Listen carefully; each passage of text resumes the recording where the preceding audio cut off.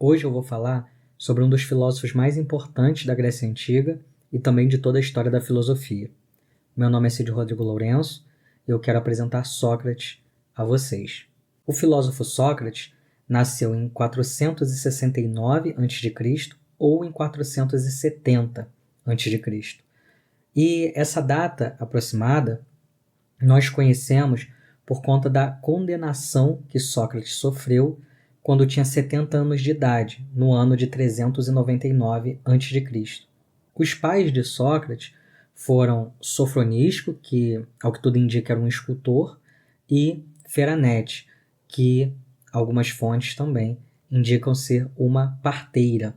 Nós podemos dividir a atuação filosófica de Sócrates em dois períodos. Um período de juventude, em que ele estaria ligado ainda aos problemas dos primeiros filósofos, às questões da física, do cosmos, e um segundo momento em que Sócrates estaria preocupado com as questões humanas. Mas como é que a gente conhece sobre a filosofia de Sócrates, uma vez que ele não escreveu absolutamente nada? Nós temos 4 fontes antigas que são fundamentais para o conhecimento de Sócrates: Aristófanes, Xenofonte, Platão e Aristóteles, sendo que este último não conviveu com o filósofo. Os relatos que nós temos se deveu por conta da experiência de Aristóteles na academia. O Sócrates de Aristófanes é a representação de Sócrates, que é a única representação que mostra Sócrates antes dos 50 anos de idade. Nós temos uma peça chamada As Nuvens, e ali Aristófanes vai trazer um Sócrates bem caricato, um Sócrates que estaria ligado ainda às investigações cosmológicas. Só que As Nuvens é uma peça de comédia, que tem por fim provocar riso. Esse Sócrates de Aristófanes é uma figura que, podemos dizer, os seus contemporâneos viam ou tinham na figura de Sócrates essa imagem. E claro, de modo exagerado, sem compreender de fato aquilo que Sócrates fazia. Já o Sócrates de Xenofonte e de Platão, também como Aristóteles, é um Sócrates ligado às questões humanas. Sócrates que está preocupado em caracterizar as virtudes humanas, em buscar um conhecimento irrefutável daquilo que ele se propõe a investigar. Eu recomendo que vocês comecem com a Apologia de Sócrates, de Platão. Nesse livro, nós vamos conhecer Sócrates no dia de seu julgamento, aos 70 anos de idade, como eu disse, em 399 a.C. Saberemos que ele foi acusado de impiedade por não acreditar nos deuses da cidade, ou até mesmo criar novos deuses, inventar novos deuses, e por corromper a juventude. O Sócrates se defende dessa acusação no tribunal, mas não tem esperanças de que a sua defesa será bem sucedida. Nós sabemos que ele acaba morrendo por essas acusações. Ele é condenado a beber cicuta. Mas nesse livro nós conhecemos um Sócrates que provavelmente é o Sócrates que você mais ou menos conhece, ou vagamente conhece, é o Sócrates mais popular. Nesse livro nós sabemos também o porquê de Sócrates iniciar sua vida filosófica.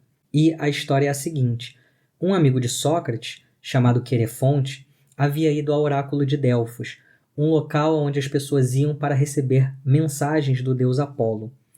E Querefonte saiu de lá, após uma consulta, com a informação de que Sócrates seria o homem mais sábio que havia. E ele conta para Sócrates, mas Sócrates acha estranho porque ele mesmo não se considera nada sábio. E nós sabemos que os oráculos, as mensagens divinas, elas nunca falam claramente, elas precisam ser interpretadas porque elas são enigmáticas, são cifradas. Então Sócrates se propõe a interpretar a mensagem do Deus e faz da sua vida uma investigação acerca do que essa mensagem do deus Apolo queria dizer, queria significar. Então, ele sai à procura de pessoas que são consideradas sábias, ou por outras pessoas, ou até mesmo que se consideravam sábias, que eram sábias aos seus próprios olhos. E Sócrates chega à seguinte conclusão, de que as pessoas têm por costume falar sobre aquilo de que elas não sabem. E ele, Sócrates, não sai por aí falando das coisas que ele não sabe. Então ele reconhece a sua própria ignorância, e talvez seja por isso que ele seja mais sábio do que os outros.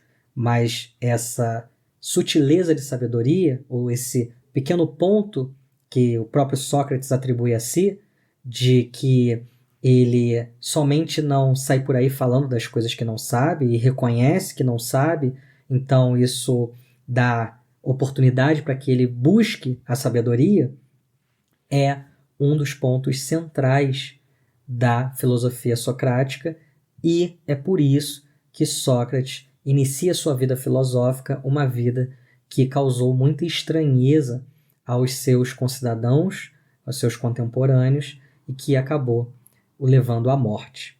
Isso é apresentado na Apologia de Sócrates, escrita por Platão. E depois de Sócrates mencionar o porquê de viver essa vida filosófica, ele se defende das acusações de impiedade e corrupção da juventude, mas a sua defesa não é de fato bem sucedida, ele acaba sendo condenado à morte. Eu, como disse, recomendo esse texto, que é fundamental para conhecer Sócrates e também é um texto basilar para a história da filosofia. É um texto de fácil acesso, vocês não terão dificuldades em encontrá-lo, em comprar, e eu acho que é uma ótima introdução a Sócrates. Eu poderia falar, claro, muitas outras coisas sobre Sócrates, mas o intuito desse vídeo é instigar você a procurar um pouco mais sobre esse filósofo e se interessar em conhecê-lo. As fontes que eu mencionei, as 4 fontes, são as mais antigas, mas você pode buscar em livros de introdução à filosofia ou até mesmo em livros de comentadores especialistas em Sócrates para conhecer melhor esse filósofo. Espero que você tenha gostado. Comente aí o que você acha desse filósofo, se você já conhece ou não conhece, e nós nos vemos no próximo vídeo.